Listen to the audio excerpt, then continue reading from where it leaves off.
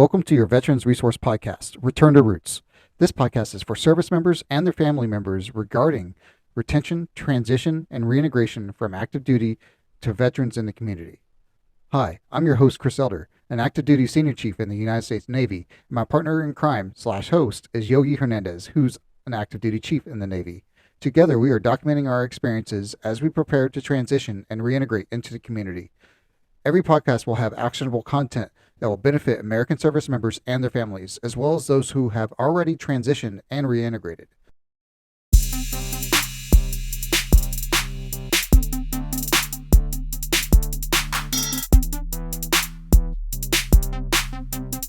We got some exciting news. My Transition Timeline 365 is now on the Android and Apple App Store. Go on there, download it, track your transition timeline, find ReturnToRoots Mil2Vet inside of the app where you can find new updated episodes and get the most up-to-date information on your transition, because your transition and reintegration into the community is priority. Enjoy the app and enjoy this show. This material is intended for a mature audience. If you have little ears within earshot, please make sure that you listen to it before you allow them to listen. We encourage people to utilize Courage to Call 211 if you have any suicidal ideations, or if you just need somebody to talk to. 211 is a great resource. Davon, welcome to Returns to Roots. Davon will be talking to us about WGU University, Western Governors University. It's an online university that works with service members, their families, their spouses, and it meets you where you're at. Right? It allows you to have your own schedule and allows you to be able to work with what you need. So welcome to the podcast. I would like for you to tell us a little bit about the university. And then from there, we'll go into a little bit deeper into that stuff. Yeah, absolutely. So first and foremost, Chris and Yogi, I just want to thank you all for creating this space. I think that the mission that y'all have is extremely important. And I think that is really important, especially as we're transitioning from the military and doing things that we do things to fill our bucket, because a lot of our buckets were filled up with stuff that we probably didn't want to have to fill them with in our time. There's a lot of joy in the things that we do in the military. There's a lot of take a deep breath and suck it up. And I think that what you all are doing is phenomenal. There's a gap that's out there. And one of the biggest things that veterans, that transitioning service, that active duty service members need to know more than anything is that they're not alone. And I believe that what you're doing, the space that you're creating, has created a medium to ensure that that's happening. So thank you for that, gents. Now, let's talk about WGU, man. WGU, I wish I would have known about Western Governors University before I got out of the military. I was actually a recipient of the AEV, which is the Advanced Education Voucher. I'm one of those guys that it took about 15 years to get my education done, with all of the turning and burning, the rate that I was a gunner's mate, we're running and gunning all the time. And so I didn't have very much time or stability. Maybe I got an 8-week block here and this and that. But WGU is a great school because it aligns with what the military mantra is. And that is LIP2. And I say LIP2 because it's an acronym, and you know how much we love acronyms in the service. So LIP2 is learn it, you prep, you test out, or you show some type of practical application, right? And then you move on to the next. And so you're not doing any busy work. You're not being in classes for X amount of time. At the end of the day, what matters is do you know the material? Can you show that you are competent in material and get it done? And so we're not on the regular scale of other schools. And what I mean by that is the grading scale. If you show competency, then you are good to go. And so, like I said, it aligns perfectly with what we do. When you went into the military and you got your NEC, your MOS, your A school, or your AFQT, when you went and you did that, and it showed like, all right, this is the job that you're going to get. They threw you in there and they were like, learn it, get it done. Right. And it's the same thing that you can do at WGU. The best part about what we do is that we're focused on 4 areas: business, healthcare, K through 12, and IT. And the reason why we're focused on those areas, because 25 years ago, 19 governors decided that working adults needed a way to upskill and to be able to pivot. Right. And COVID just happened. Right. And so with all these things that are going on in the world, people sat in their houses and they're like, yo, it's time to upskill and it's time to pivot. So we've been in the game for about 25 years. I've been a military SPM. I actually was the first military SPM to get hired by WGU. We have a team of military personnel that are ready, willing, and able, and actually live the military lifestyle from every service, right? with the exception of the Space Force, and we have military spouses on our team as well. So yeah.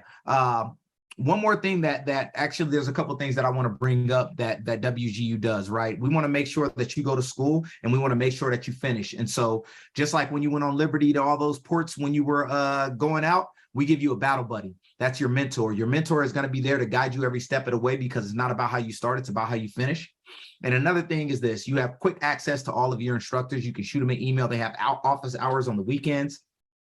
But our IT program, and I love to talk about this, when you're thinking about the sailor that wants to show that he or she is going to school, sometimes they don't get the credit on their evaluation because they're just going to school. Our IT program is packed full of 11 to 14 certifications that you get that are embedded within the programs. And we actually pay for those. Other schools are going to prepare you for them, but not pay for them. And on top of paying for them, if you fail, we understand that life is what happens when you're busy making plans. So we'll give you a second chance voucher. Now, if you mess up, foot to backside, you should have been prepared for it.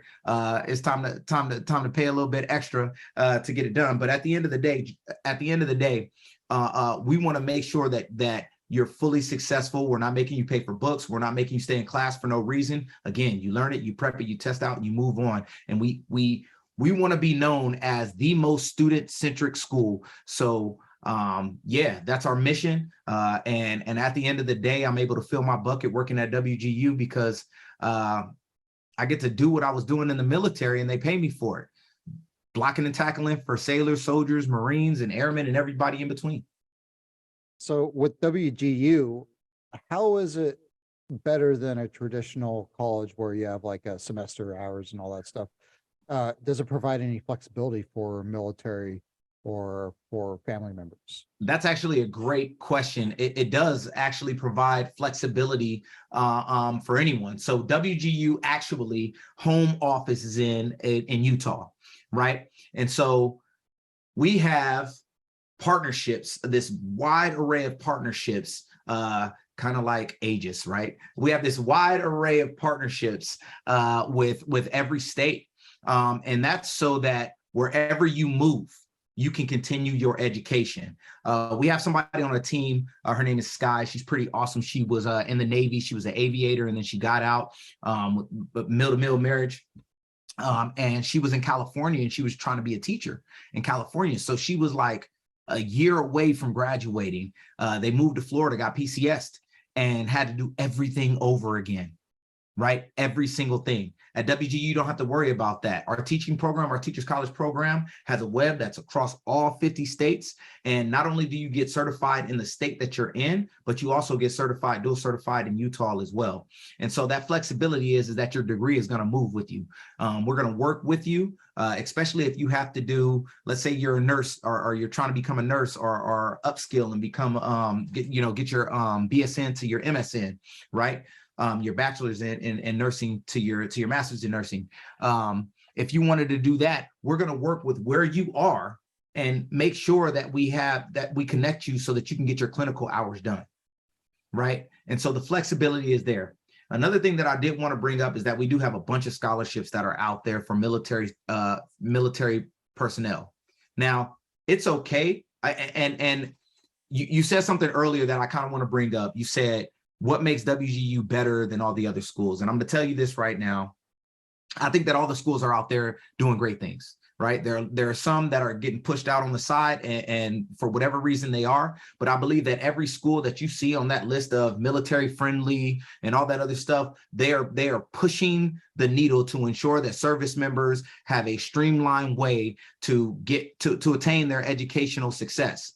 The thing that sets us aside from the rest of them is that we sincerely want to make sure that you don't just look at us as military friendly, but military focused. So every scholarship that we offer to the service member, we also offer to the family, with the exception of the ones that are, for active duty scholarships, right?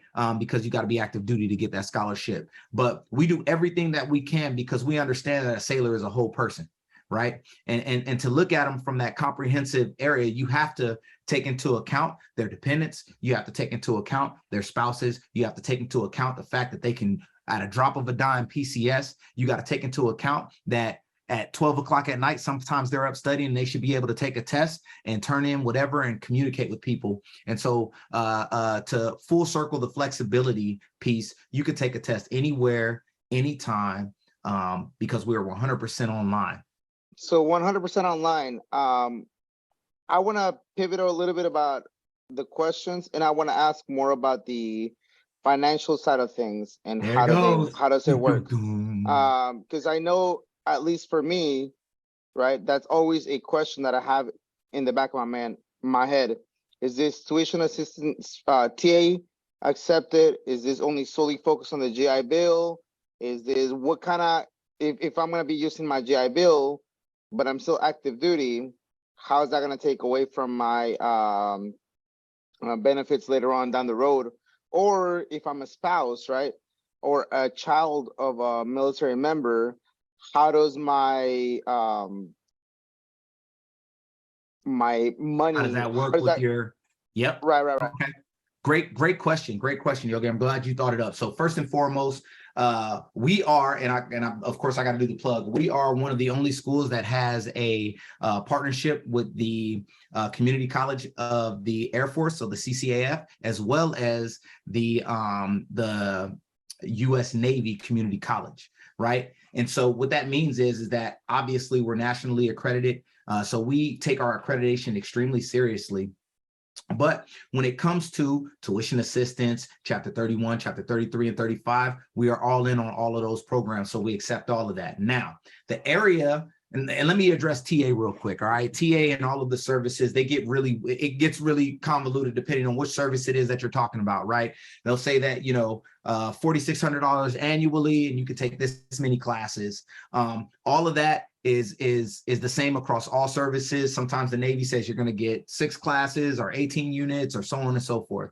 With us, if you are a full-time student and you're coming to WGU, once you're a TA, let's say our classes our tuition is a 6-month tuition.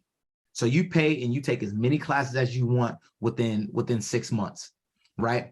And so what that means is that when your TA normally runs out, because every other school is going to give you $250 per hour, right? $250 per hour for your lower division classes or your bachelor degree classes, and $275 per hour for your master's classes. Once that runs out, you're going to come out of pocket regardless. So let's say with the Navy, they give you 6, and I'm only using the Navy right now because, clearly Navy Chief, Navy Pride, right? They're going to give you 6 classes per year. So you're going to take 6 classes over 8 weeks. Right? 8-week courses, maybe, and then with some universities, maybe a little bit less, 4-week courses. Once you're done with that, you're paying out of pocket, right? With WGU, you're doing 6 months regardless. And in that 6 months, you can take as many classes as you want. So when you submit your full time that I'm only taking 12, if you get done with those 12 classes faster, we're not rebilling the GI. We're not rebilling TA. Right? It's already been submitted. You go in and you work with your mentor and you just keep on adding the classes, right? Now, on the flip side of that, if you decide that you want to be a full-time student and you don't make the mark, then you're going to have to work with WGU and talk with our financial people, because those are going to be some expensive classes if you only take one. Right? Right? So that makes sense. That makes sense. All right. Yeah. Now, let's get into the GI Bill. For before we get into the GI Bill, our active duty, this is perfect. This is wonderful, especially those folks that are short on time, that are trying to make a pivot. I just talked with the gunner's mate, senior chief at CPO Pride Day last year, and he said he wanted to get into IT. And I was like, I was a gunner's mate. I make things go boom, boom, right? And so, we related with each other with our little handshake and our, knuckle dragging and everything, which is what we do. But he wanted to get in and start doing it. So some of the things that you do in the military will qualify you for some of our programs and allow for you to get in, right, to make sure that you meet those prerequisites. He currently has 4 certifications right now and is like plowing through everything and is talking about, hey, it's time for me to transition. They're headhunting me now, right? And those are certifications without a degree, right? And so if anybody wants to just get it knocked out, get there, and they have that motivation to get done, there's no other school that is out there that's going to allow for you to do that, right? Hands down. I'm going to say that right now. You can take clips of this and whatever. There's no other school that is going to be accredited like we are, that is going to help you get to the finish line faster than we are. Now, when it comes to the GI Bill, all right, I'm going to be completely honest with you, right? Let's say that I live in California, and this is one of the hardest things that I have to grapple with when I'm talking to sailors, soldiers, Marines, and Guardians. By the way, they're going to be Guardians of the Galaxy, but I'm a little geeked about that. But I have a hard time, right, pushing for someone who has financial issues or is afraid and doesn't know where they're going to get their next meal from, saying, hey, come to WGU when you have the California piece. And it's not just the California piece, it's different areas, right, where the rent is extremely high. It's hard to live, okay? Because we're 100% online school, they're only going to give you $870. I think it might be $915 or something. That is what the online rate is going to be, right? That's it. And so it's hard for me to be able to justify and be like, hey, hey, E5, just now getting out, not knowing what you want to do. Come to WGU. Now, I think that there is something that we should address, SMART goals, right? SMART goals, right? They have to be specific. They have to be measurable. They have to be attainable. A lot of people will say realistic, but I'm going to put the R as relevant and then timely. Now, let's talk about that relevant. Okay. Anytime that I'm engaging with anybody, when it talks about them coming to school, I first try to learn who they are, where they're at, and what their goals are, like their time span. Because what's relevant to one person may not be relevant to the next. I could have an E5 who's getting out of the military, who's not going to make very much money, who's like gung-ho and is like, you know what? I'm getting these IT certifications. It's the fastest way that I'm going to be able to do it. Boom, let's go, right?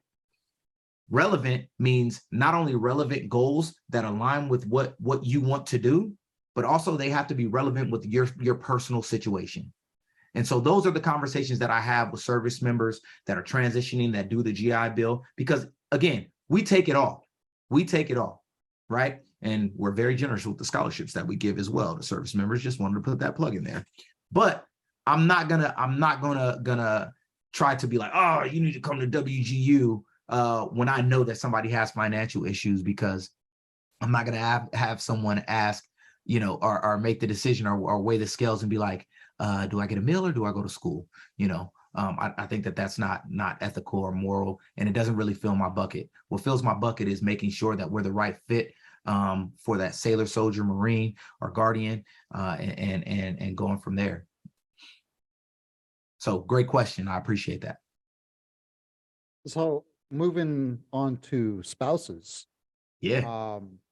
How does WGU help out military and veteran spouses when it comes to balancing their work life and children and all the other stuff that they got going? Yeah. So with it, it's not lost upon me that it is March. So it's Women's History Month. So shout out to all the sheroes that are out there. Whether you be a full-time mom or on the front line doing it, whatever, hats off to you. And I appreciate you all. I am going to say this. WGU does everything that it can to knock down barriers for military spouses. And I know that I just now said spouses only for women, but spouses are men too. So I just wanted to throw that out there as well. So hey, look, I'm being completely honest. Listen. My pops, I gotta be honest with you. My pops would work full shifts and come home and cook the greatest meals in the world. And so like now, like the way that I get my day off of me is going home and cooking up something nice. I actually made some pesto chicken just before we got here. So, but yeah, so what we do is we break down barriers. Again, it starts with the scholarships that we have. It starts with the fact that we are a competency-based organization, which means that if a spouse has already been working and hopping from job to job, and they've been in HR, for instance, right? They can go into our HR program and challenge every test, write every paper, and get done as soon as possible, right? We are doing everything we can to be student-centric. Again, we got our mentors. It's the same thing. We got our scholarships that we offer. Hell, we even have a military spouse scholarship that we have. And sometimes I hate bringing this up because it feels like we have a Gold Star scholarship as well. And I want to put that out there because sometimes they get forgotten, right? I don't want to kind of like highlight that, right? But I do want to say that we do everything that we can to move the needle in the right direction for anybody that's service connected. So Thanks for go ahead, Yogi. let's clarify for some of our listeners that are either family members and they don't know what that means, and or junior sailors and Marines, or not everybody's familiar what a Gold Star Family Scholarship is, if you don't mind explaining. So Gold Star Family Scholarships are scholarships that we have set aside for personnel who have lost a service member in action or in training. And so we do everything that we can to make sure that we are supporting the loved ones of the fallen. Thank you. Thank you for explaining that. Just looking at your website right now, I mean, I can see that you have your Gold Star Family Scholarship, your Guardian of Our Nation Scholarship, Honoring Our Heroes Scholarship, Military Appreciation Scholarship, and Military Spouses Scholarship. And every one of them obviously goes into a different financial range, which is very, very unique for you guys to advertise that on your website.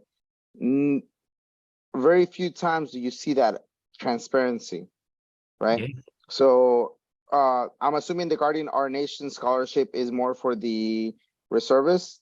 Yeah. One. So yep. Those are for, so you'll see, and you'll be able to like click on there and go to the criteria. It'll tell you what the criteria is. The Guardian of Our Nation is specifically for those personnel that are in the National Guard or in the reserves of some sort. We do have the active duty scholarship. And then, like I said, the Gold Star one is on there. All the other scholarships that are available, that's just the military page. If you went to our College of IT, or if you went to our scholarship, you'll see that anybody can have access to any of those scholarships, and you can actually not stack a scholarship, but in some areas where the internet isn't good, we have grants that you don't have to pay back, because again, we want our students to make sure that our students don't have problems with internet connection. So we'll pay for the internet connection. If you need a computer, we'll do that as well. We don't make you pay for books at all. Everything is all in with us. And our tuition, and I didn't bring this up, but our tuition for our bachelor's programs, about $4,000 for 6 months. So if you're looking at the scholarship amounts, and you're looking at how fast you can actually finish, run the ROI. You know what I'm saying? The return on the investment, because at the end of the day, I'm telling you right now, if I would have known about WGU while I was in, I would have left with my master's. I'm in an MBA program right now because I feel like you can't just be a member. You have to actually do it. So I decided that I was just going to go in and do the MBA thing. And what I found out, man, I love that mug. And what I found out is that is so awesome. That is awesome. So what I found out is that being the chief, that way, going to Senior Enlisted Academy, right? The stuff that I did in Senior Enlisted Academy is the same stuff. All I had to do was learn their language. And this is a shout out to all of the people that are getting ready to transition. I'm asking, are you bilingual? And everybody will like look at me and be like, what are you talking about? Of course you're bilingual. Every time that you transfer to a command, you had to learn their language. You had to learn how to do their stuff. You had to learn all of their things. And so once we get in and we learn the language, it's easy. It's so easy. College is so easy. I'm not the guy that I used to be when I sucked at school early on. You're a different person with all the evals that you had to like write, with all the instructions that you had to change, with all the 3M certifications, qualifications, and things that you had to write. All of those things that prepared you to be head and shoulders above your peers that are out there that have already done it, because you had to do it under pressure, right? And so to me right now, getting this MBA is a formality, except for the math piece. The math piece is I was a gunner's mate, 10 fingers, 10 toes. Sometimes I use these lines right here to count, but when I'm out, I'm out. Gotcha. So I wanted to show this to the class. This mug is from VAQ 140. When I was stationed with them a few years back, you can see the VAQ 140. Nice. This mug was sponsored by the messes, and it was amazing. But yeah, so I also wanted to add up to before I give it to Chris, that I'm also looking through your page. Not only do you have those grants and scholarships from there, but you also have scholarships tailored by state. That is amazing, man. So over to you, Chris. Yeah. So I got a question regarding not just for spouses, but also military children Yep. and Give it to veteran me. children.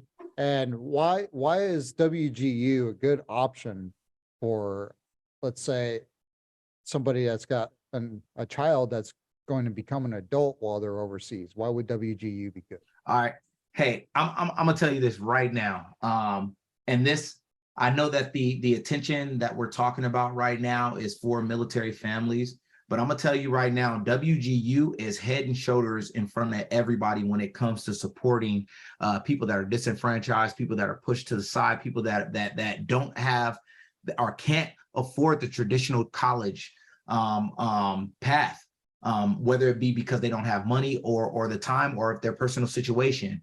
WGU has just now launched a program where they're allowing for teenagers to go to WGU, right? Competency-based learning so that they can matriculate and be in and be able to make a livable wage as soon as they get out, right? And so being able to get children, get young people bought into the idea of competencies is something that is near and dear to my heart. Like when you look at everything that is going on out there in the world and how different organizations are trying to make sure that their people know things, it's all competency based, right? They're measuring skills, they're measuring learning, right? It's not about how much time you spend in the classroom. It's not about how much time you've done this. It's about, can you do the job and can you learn and can you pivot?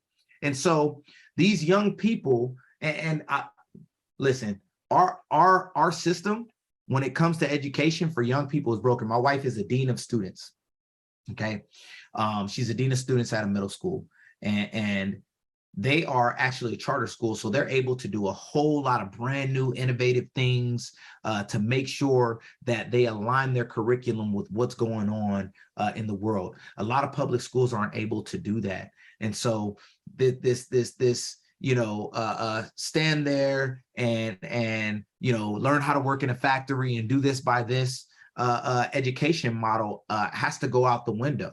I read a survey last year. It was called California Competes. Obviously, I'm in California, so you're right. I read a survey, and in that survey, it said that by 2025, there are going to be 2.3 million unfillable jobs in the area of tech because we don't have the people that have the skills for it. Now, when I look at that number right there, and I'm looking at Google, I'm looking at Amazon, I'm looking at all of these places that are giving these free certifications away right now, they're giving them away for free because they see the writing on the wall, and there's probably going to be more. They're probably projecting out to 2030, 2035, 2040. And here's the thing, my kids are going to be in the workforce by then. So if I don't do something that is going to shift that paradigm when they're 14, when they're 13, when they're 17, right now, right? Then what is that doing for them later? Because my kid may not have 15 years to get their degree. Life is what happens when you're busy making plans, folks. And so if there isn't opportunities that are out there that they can attain, then you have nothing. I love seeing all the things that the buzzwords, right? There's opportunities here, there's opportunities there, there's opportunities there. The problem is that access without opportunity means nothing. And WGU's mission is to make sure that you get access granted. All right. Ambition never rests.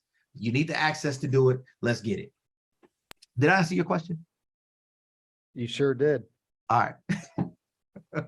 Now, shifting gears, who are you? What are you? Where do you come from? No, I'm just playing. I'm sorry. That was a preview. Let me before we completely shift, I'm going to ask one more question. Okay. Yep. Because this is pretty important, right? Education's great. All the resources that you had out there. What about job placement? Job placement is huge for us. And so again, with that network of people, first and foremost, I told you that the 4 areas that we focus on are business, always going to be there. Teaching, we've got a shortage right now. Health professions, we've got a shortage right now. IT, we've got a shortage right now. WGU is focused on making sure that professionals can go out there and upskill and get to where they need to go. Okay. Like that is our mission. And so with our job placement, anybody that we partner with, it costs nothing to partner with WGU. We're a private nonprofit. Okay. It costs absolutely nothing. The reason why I exist is to not only break down barriers for military personnel, but also to partner with groups that want to upskill and help their workforces. Okay. And so at the end of the day, if I can't get into your organization and talk to if I can come into your organization and talk to your HR about, hey, I got a person, there's a gap, we can fill it. Boom, we can do that. Now let's talk about the person that doesn't have a job. You get a degree and you can't do anything with it, right? That's a problem. Everything that we do is all about job placement. We have additional student services that allow for you through Handshake. The people that we partner with, the reason why we partner with Amazon, with Google, with all the people that we have partnerships with, the reason why we do these things is to make sure that our students have access to opportunities. Again, it goes right back to what I was saying earlier.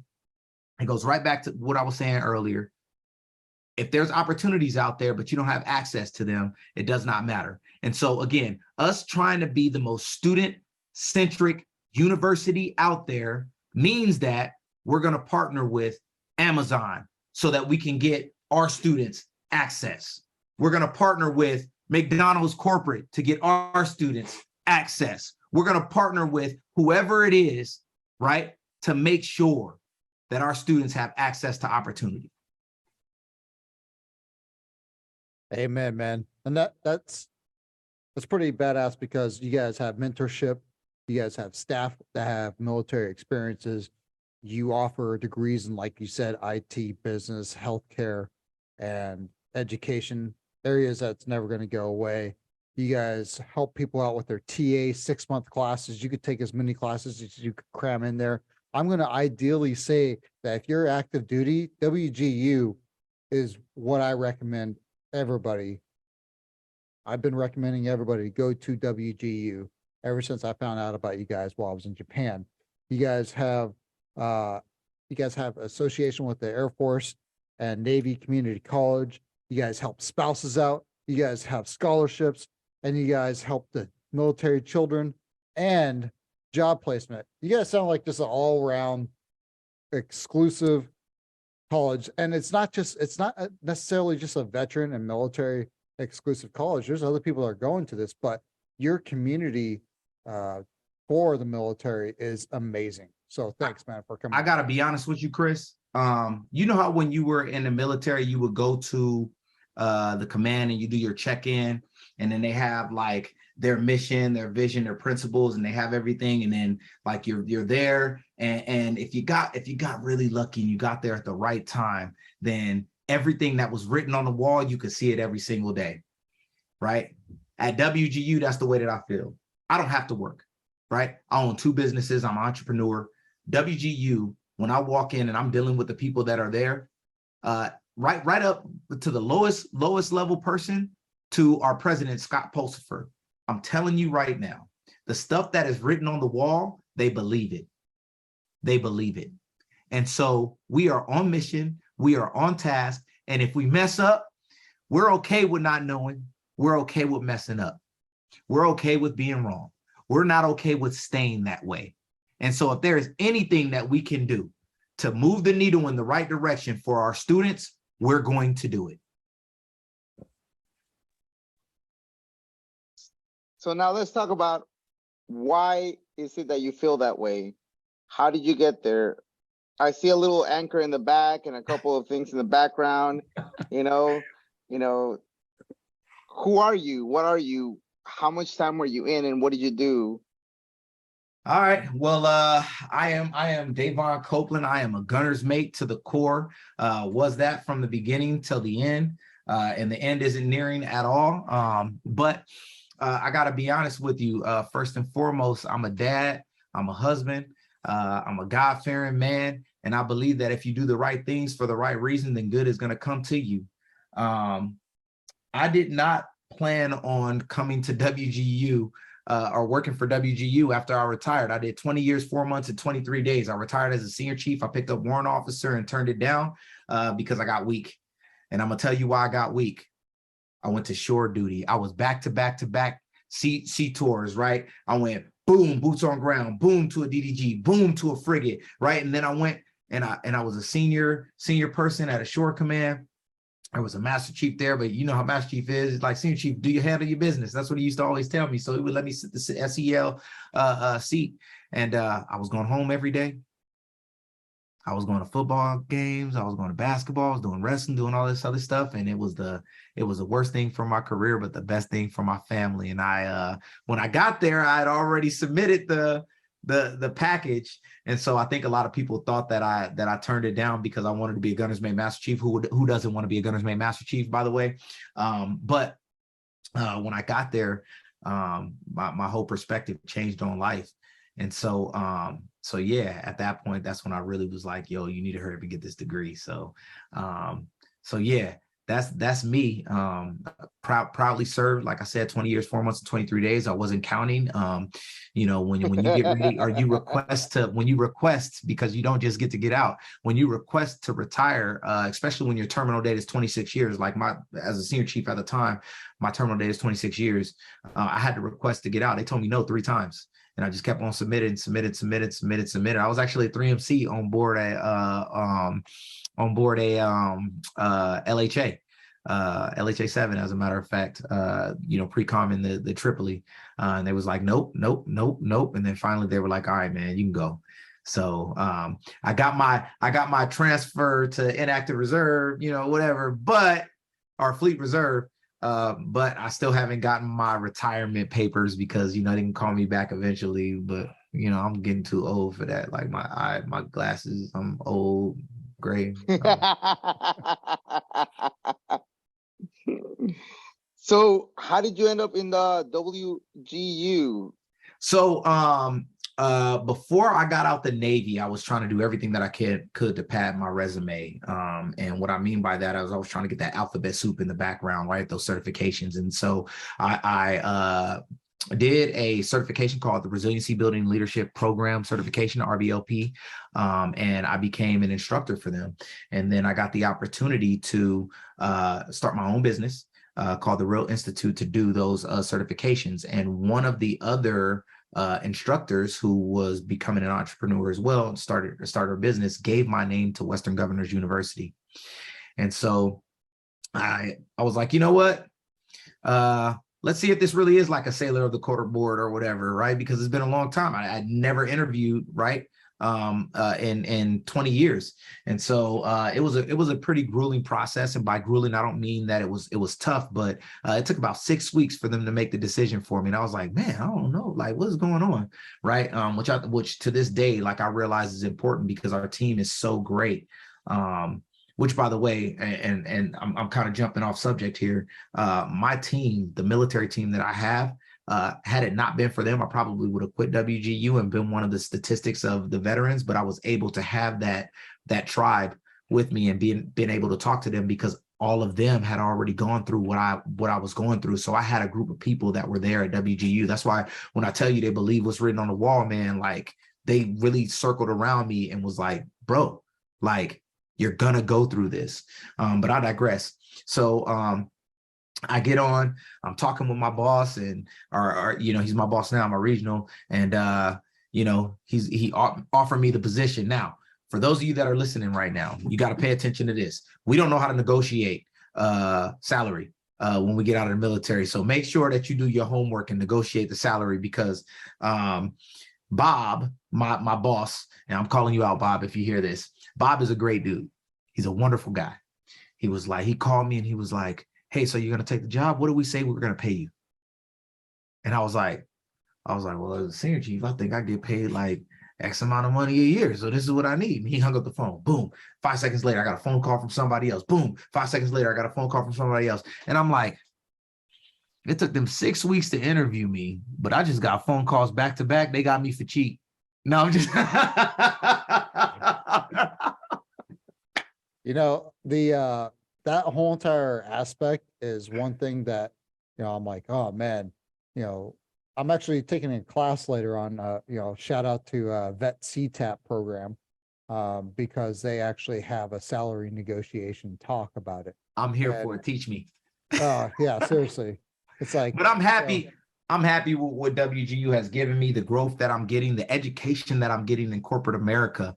I feel like I'm learning so much, so much. so I want to hear a little bit more about your businesses, man. I'm your entrepreneur person that loves to talk about businesses, and I love doing research and stuff like that. So tell us what businesses did you create, man? All right. So I actually own two businesses right now. One is called the Real Institute. And at the Real Institute, we do the training for the Resiliency Building Leadership Program certification. It's myself and my business partner, Richard Douse. He actually was a commissioned officer in the military. He is currently a reserved officer right now. And so we do that. But our most recent venture is CodeWiz. Remember how I told you that I read that survey that said that there's going to be 2.3 million unfillable jobs by 2025. I'm looking at my kids and I was like, look, there's something needs to be done. And so what I did was I opened up a business. It's a small owned franchise. A woman runs it, a Nigerian woman, as a matter of fact, who came to America against all odds and knocked things out. And we were the 7th franchise to open up and the only one on the West Coast. We launched October 22nd of last year, and we are right in Terrasana, right across the street from Canyon Hills High School, right next to military housing. And that was done on purpose to make sure that we could serve military families and make sure that they had access to opportunities. And so everything that I do moving forward is going to be to make sure that I can block and tackle for service members. I think that it is something that we have to do. I think that is something that people think about, but don't have action. But like I said, last year I read that survey, and by October, we started our business and got our LLC on 6/22, and then we had our grand open, got our keys in August, and then did our grand opening in October. So we don't make excuses around here. We make things happen, and I think I learned that not only from my father, but definitely being in the Chiefs mess, and being able to have access to those opportunities that I got in the mess. So yeah, I'm loving it. We're growing, we're learning, and I don't see us slowing down anytime soon. I want everybody in this episode that's listening, thecodewiz.com is the website. And if you have a child from the ages 7 to 17, I'm pretty sure he'll take the really, really impressively skilled younger kids as well. Absolutely. So just take a look at their website, and there's little FAQs on there. They address a lot of the questions. They have competitions, camps, classes. Take a look at it, guys. Listen. So you already know we have these things called WIGs, wildly inspirational goals. I'm telling you right now, we want to have a national team of kids robotics. And to be completely honest, I want an all girls team because there aren't enough women in tech. Right? I want an all girls team. Right now, we have a young lady. Her name is Victoria. Matter of fact, her dad is getting ready to retire from the military. He's an LDO weapons type. Well, I think they're all STOs now. But he definitely she is 5. She's 5 and she's building robots that beat the crap out of things. Today, I had to leave her today. We had to buy new sets and do different things because she has eliminated everything already. And so she's keeping us on our toes, man. And I got to be honest with you, man, I love watching these kids be able to do things. My dad lied to me and told me that I wasn't going to be able to make money playing video games. That was a lie. But at CodeWiz, like, not only do we want to unlock kids' imaginations, but we wanted to be a space where kids can just do whatever it is that they want. Somebody told me that Wakanda wasn't real. That's a lie. It's in Terrasana right there at CodeWiz. I'm telling you right now, anybody can come there and imagine anything. We want a Harry Potter, that stuff. We can do it. We can make it in the games. We do it all, man. And I just love it. I feel really blessed to be able to do those things in the military. If not for my service, I wouldn't be able to maneuver the way that I am. Wow, this is fascinating, man. And so you're for the plays. What is your background before you joined the military? Oh man, my background was hard work. I actually grew up in Southeast San Diego. We were on Section 8. We hit the Section 8 lottery. I went to Torrey Pines for 2 years, which is a pretty affluent place, and then we got evicted because we didn't pay rent on time. So we ended up moving back to the hood. That's another story for another time. But like, I come from humble beginnings. We didn't have very much. I got 5 brothers and sisters, 6 brothers and sisters. And my one thing that I will say is that my parents, they taught me all about hard work. My mother used to tell me, good, better, best. Never let it rest until your good gets better and your better gets best. And every year that I grew, like, I realized what that meant. And I could watch my parents like work, the hard work and dedication that they put into us. We didn't have much. We had a lot of love. Sometimes we had a lot of punching and all that other stuff because we was knuckleheads and everything like that. But yeah, I'm just really grateful and thankful for my family. And so, yeah, I'm like super dad. And I got 5 kids, and my nephew just came to live with us to go to middle college right now because educational opportunities is extremely important. I think that education is the equalizer. I don't care what anybody says. I don't care what anybody does. Do not be the person that leaves out of the military without some type of education. I'm not saying that it's for everybody, but you got to make sure that you maximize, because if it's just the annotation on that paper that's stopping you from being where you are, that's a no-go. We don't make excuses, we make things happen. Man, bro, you inspire me, man. You're an inspiration to many, many different types of, not just demographics, but just people in general. I really am so glad that we got to like interview and hear a little bit about your life, and that you talked about how you came from humble beginnings, and then you gave that advice that your mom gave you, man. What was that advice? One more time, say it. So the advice that my mom gave me, she should always rhyme, sing, music is everything, but good, better, best. Never let it rest until your good gets better and your better gets best. I know that you're big on like these like, what advice would you give? But there's different advice that I would give to my 18-year-old self. Okay. And I want to give that before we leave. I know that. Oh, yeah. We are going to get there, man. And I just, bro, man, you're pretty badass, man. So thanks for coming on here, man. We're gonna move on over to the bonus questions, unless Yogi's got one more. You got one more, Yogi? Throw it out. Yeah, so I want to talk about, you briefly mentioned it, and for our active duty service members, they have no idea what we're talking about when you mention that you face some challenges when you face the workforce, and that you were about to become a statistic if it hadn't been for the military team that was there with you. What does that even mean? Honestly, a lot of us do not even have any idea what that means until you are no longer active duty. You're going through that transitioning, reintegration process. Yet, unless you're prepared, you're going to face that. Unless you hear about it and you start planning how to not become a statistic, you're going to face all those challenges. So I'd love for you to elaborate, if you don't mind. I know it's difficult, and I apologize. No, it's not. It actually, I'm kind of getting filled with emotion as you ask this question, because I look at like service members that have passed away that I knew that had a rough transition, right? And man, so in the military,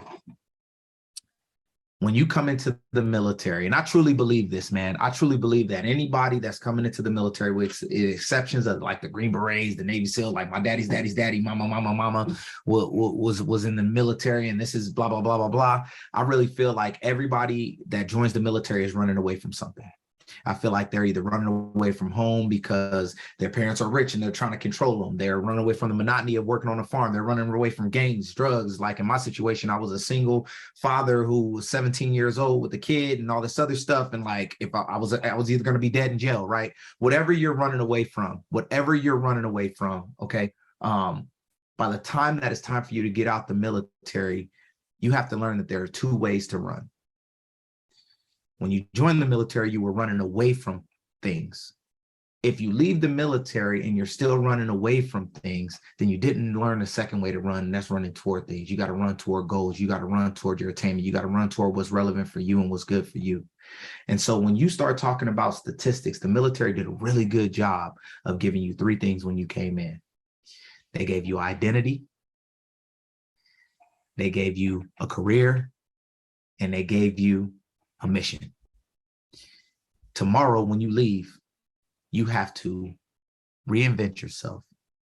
You have to get the training that is going to be relevant for you so that you have a career and you are now your mission. And so a lot of times service members will leave because they are leaving on their own and they feel alone. I'm saying this right now, loud and clear. You are never on your own. The way that you're not going to be a statistic is if you listen to those words and you get access to the resources that are out there. I don't care if you're going to Idaho. There is a veterans station that is there that is going to be able to help you. I don't care if you go to Alaska. I don't care if you go back to the small town. There is someone or a network of people that are going to be there, whether it be a veterans beer club, whether it be 4 Block, whether it be anything. Hell, whether it's me, like doing this virtual stuff and talking, that you do not have to be alone. You don't never have to be alone again. So don't worry about being a statistic more than understanding that you don't never have to be alone. We are here, we are strong, and we are one. Amen, brother. Speak Yeah, it out there. You know, I forgot to ask you, man. You're a reboot graduate, ain't you? I actually work with Maurice a whole lot, man. And Maurice who? Yeah, Maurice. Man, I can't think of his last name right Maurice now. Wilson. I think it's I always Wilson. mess up his name on the podcast. Wilson, I think it's Wilson, man. Maurice is awesome, Yeah. man. He is such a joy. I believe he was a gunner's mate as well. Gunner's mates just do good shit. He was He was a corpsman. corpsman, I'm just saying. Not everything's a gunner's mate way, all right, man. Hey, I was a gunner's mate. Listen, we get it from the bottom, man, and we just keep on moving and take people with us. You're like, oh yeah, man, you're pretty cool. You must be a gunner's mate. And if you're not, I'm gonna You're make you a gunner's mate. Yep, You're a gunner's I mate now. Yeah, man. Oh man, bro, I don't even know what to follow up on, how to follow up on that, except for saying that that is all rock solid advice, and that is exactly what people that are listening to this need to hear. And it doesn't matter whether you're staying in or getting out; it is relevant, all the way through. So thank you, man. Running away, running towards, bro. That I felt that, man. I got a little tear right here, man. I'm not sure if you could see it, but I was cutting the onions for a lasagna for one too earlier when you asked me that question about statistics. So I get it. brother. And I'm gonna put this out there. Any more save rounds or alibis on this round? Am I gonna be able to answer that 18 or what? You talking to him? We're gonna go into the bonus round. We're going into the bonus round. Okay. All right, so bonus round questions, man. Tell us, what books or podcasts do you have out there for transitioning, or pretty much anybody that could use advice? What books or podcasts helped you through your journey? So the number one book that I just keep on referring to is a book called Radical Candor. And I love the book. There's so many things to take away, and we can talk for hours and hours and hours and hours and hours about it. But I'm gonna give you a message that I got from it, and then I'm gonna read something real quick from it. Okay. The first message is radical candor. My understanding of it, radical candor is treating people with dignity and respect. And I think that over the last couple years, all of America has been polarized. We've been kind of getting at each other, the military, like all kinds of things, right? And we're at a place right now where we're treating somebody as a human being with dignity and respect is now considered to be radical candor. We got to do better together, all of us.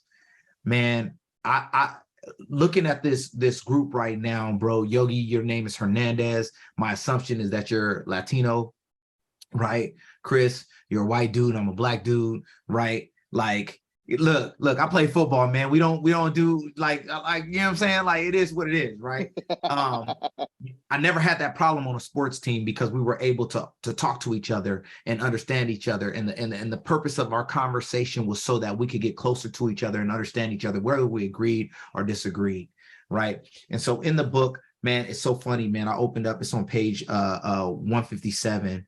But I need to say this, that when bias plays out over the whole organization, it can either impact people in a profound way or destroy them.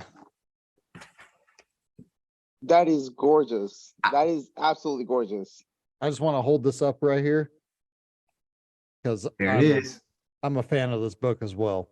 There it is. And it's really funny because today, actually last night, so in which you're going to be a part of this group, the tribe, right? So Chris and I started, I think on Facebook, a group not too long ago. And then I think last week or the week before, we started posting about books that we love and that we're sharing, the little book club. And yesterday, the day before, one of the guys or Chris posted Radical Candor. So, and now you're bringing it up and it's fascinating, man. It's, to me, that's synergy, the synergy of the universe going back and reinforcing what we have out there. Yeah, man. I think that it's great. I think that book is great. And I just, like, if I ever just need to like come back to square one, or if I'm struggling with grace, man, because sometimes grace is what we need. We got to give it. Like, I know that I'm saying that and I'm not trying to get religious or anything. However, I am a God-loving man.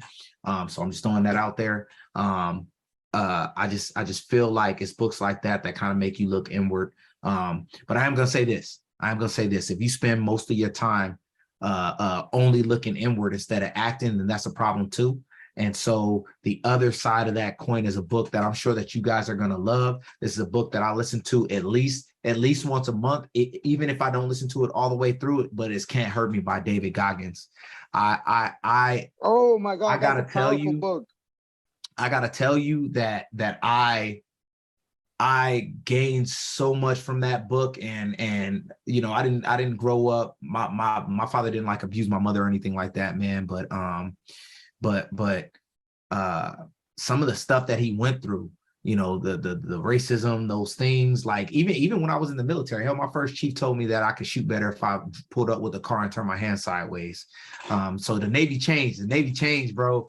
You know how it was, man. Don't make that face. No, I'm sure you heard some things, you know what I'm saying? But this is like when I was brand new to the Navy. It's different if you with peers and you joking and everything like that. Not that I'm advocating for that or whatever, but you know how it is. Sometimes we joke around and play, but things changed a lot. And but yeah, that David Goggins book, you know, I almost felt like I was having a personal conversation to myself. You know what I'm saying? Yes. Like every time that he said, yes, anchor up, you know what I'm saying? And I know that a lot of us related to that, us going through the season and everything like that, because, you know, you can have bad days, but you got to take a deep breath, take another deep breath and suck that shit up and keep on moving. I'm not saying like push it down and never deal with it, but at the end of the day, you got to make sure that you face your demons and go for it. So to counterbalance that, right? So yeah. And then the last book that I'm reading right now, it's a tough book. It's called Cry Like a Man. Some of the damage that I had, some of the damage trauma that I had like in my life, I'm realizing, and I'm unpacking now as a 41-year-old man, I was never able to hold my daughter's hand, my wife's hand, like walking down the street. And I'm telling you right now, and I'm about to say some manly shit right now. You ready? if you stay ready, you ain't got to get ready. And so when I was growing up, I would see guys like get beat up because they were walking with their girls, or they were, showing like being soft and everything like that. And the opening of the book, the guy could not hold his mom's hand. He had a problem with holding his mom's hand. He was anxious. He had anxiety. And it's the same thing that I felt as I was reading the book. It was the same thing that I felt when I would walk with my wife or my daughter, like, and, even crossing the street, I would just pick her up, or I would like grab her, or like put my arm around her. And it all came from that. And from reading that book as a 40-year-old man, I finally realized that the trauma that I had was because I saw people get beat up for showing affection.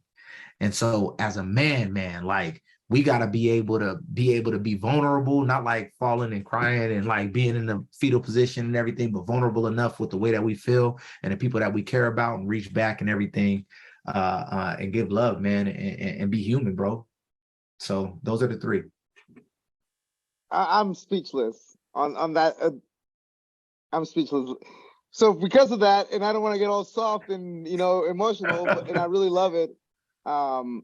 I'm going to jump into the next question, right? Which I know you've been dying to answer this question, right? Before you join the military, what advice would you give your 18-year-old self? All right. First and foremost, there are three things that I would tell myself, okay? The first one is that love, hate, anger, and fear are all the exact same emotion, and they all manifest in different ways. They all manifest in different ways. Love, the affection that I give to the people that are around, the laughter. Hate, right? That deepness within you that stops you and isolates you and makes you not like another person. Fear, helpless. There's nothing that I can do. And anger, I have the power to do something, and I'm going to act upon it. They manifest differently. You need to understand you, and you need to understand that all of those emotions can break you or make you and get you to where you need to be. I wish somebody would have said that to me, because I had a whole lot of all of them, and they're all the same, bro. If you've ever loved hard, then you know it's the same feeling in your gut and your pit as that hate hard. It get that same feeling that you get when your ears are burning. It give you that same fight or flight or freeze that you get when things go bad. It's that pit, man. It's the same thing. It just manifests different. So that's one. Okay. The other thing is this. Okay. What you tell yourself, what you speak to yourself, what you say to yourself can make you or break you. Make sure that you give yourself positive self-talk. If don't nobody else in this world believe in you, you got to build yourself up, because the world is designed to break you down, brother. And I got to tell you, it will. And it's going to do a great job of it. You don't need to help it. Okay. And then the last thing is this. Okay. I want you to think of this as a math problem. Okay. Who you are now with the greater than sign, what you were. Who you are now, a greater than sign, what you were. It's always going to be somebody that remembers you as being that knucklehead, that loser, that quitter, that person that didn't know anything, that ignorant person, that whatever it is, insert whatever adjective, whatever a descriptor, whatever adverb, whatever it is that you want to put there, whatever you want to put. Who you are now, and many of us, who you are becoming, is greater than who you were. And that's it. I would like to ask you what to follow that up with. What advice or would you change to a transitioning service member? And when would you give them this advice? Man, I'm going to tell a transitioning service member this. no matter what you did in the military, you got to understand that it is a strength. Not only did your service become a strength of America, because it is, but everything that you learned, you have been being told what to do, when to do, and how to do your whole darn life. And now ain't nobody else going to be doing it. And that could be scary. But at the end of the day, you didn't know it, but all those collateral duties, all that work, and all those things prepared you to be better than all of your counterparts that are out there in the civilian worlds. Do not neglect the fact that you were a command career counselor, because now WGU pays me to do that. That's a collateral duty that you used to do every Wednesday. Okay. Do not take your command fitness stuff where you had to do all this data analytics and do all of this stuff and think that that's not the same thing that you're going to have to do in a corporate area where you're talking about stats and data analytics and being able to do that. That's an MBA. You understand what I'm saying? We got to learn the language. You just got to learn the language. You are head and shoulders above everything that they want. There isn't a CEO, a COO, a CHO, anybody in a C-suite that doesn't want you. Act accordingly.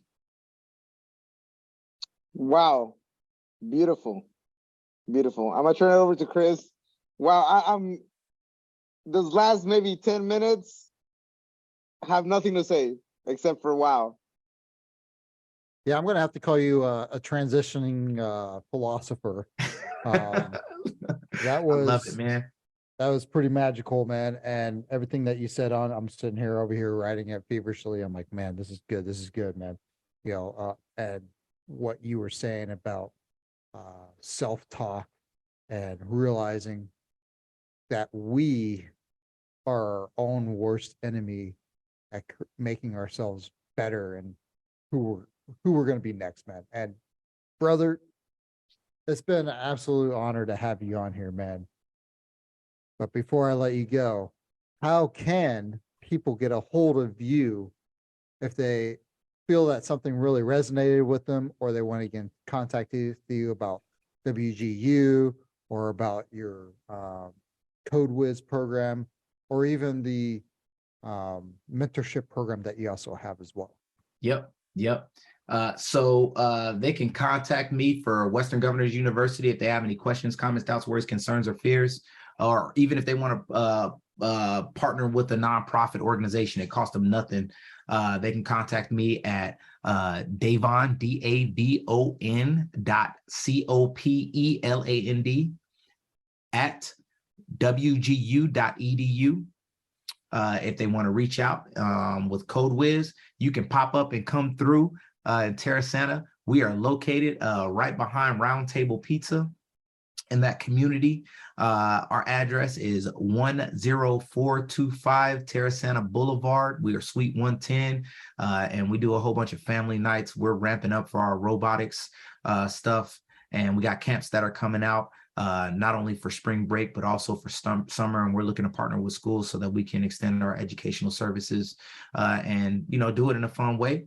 And my email address there is dcopeland, DCOPELAND at thecodewhiz.com. And then anybody that is trying to get professional development training, you can get me at thereal-institute.com. We do all kinds of talks and speeches for the Real Institute, and we are trying to expand our services to make sure that we give educational opportunities to anyone everywhere. We're actually working to turn it into a nonprofit so that we can start doing it for free. So, and all this information, or the majority of it, can be found on your LinkedIn profile. Oh, I do got a LinkedIn. Davon Copeland also, and you are going to be part of our network too. And bro, I blown out of the water, fully happy that Chris ran into you and brought you onto the podcast. Thank you for everything that you're doing. Absolutely, thank you.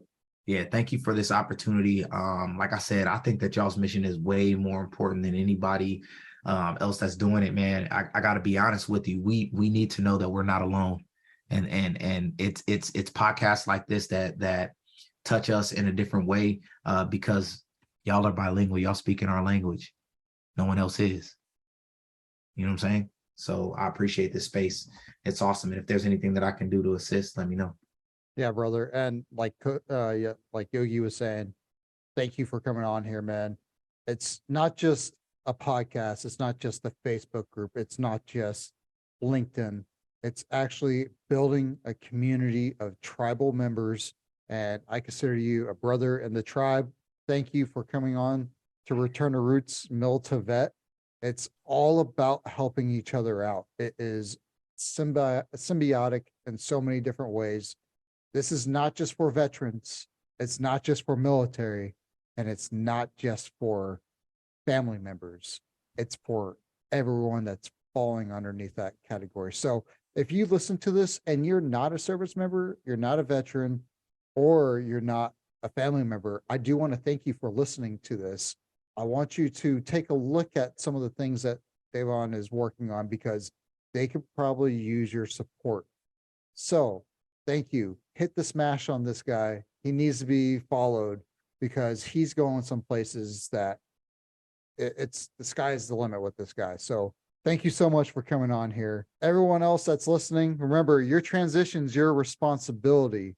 So take charge of it. Chris, Yes. before you roll out, Okay. I got some people that is going to beat me up if I don't correct you. I'm sorry.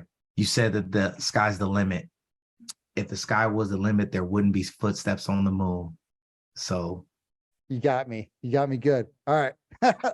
Bro. All right, man. Like I said, it's your transition and you're in charge of it. So take charge of your own transition. Return to Roots out.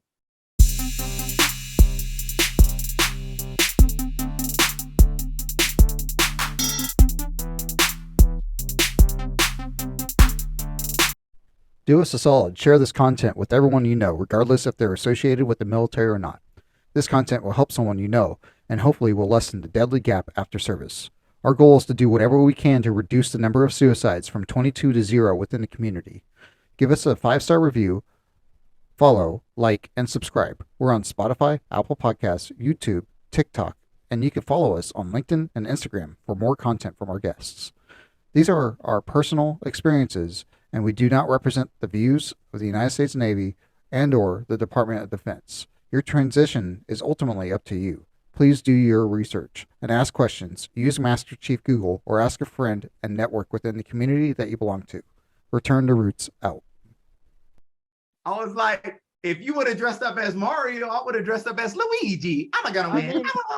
My daddy named me Davon because his name was Dave. And whenever I messed up, he'd be like, Dave off.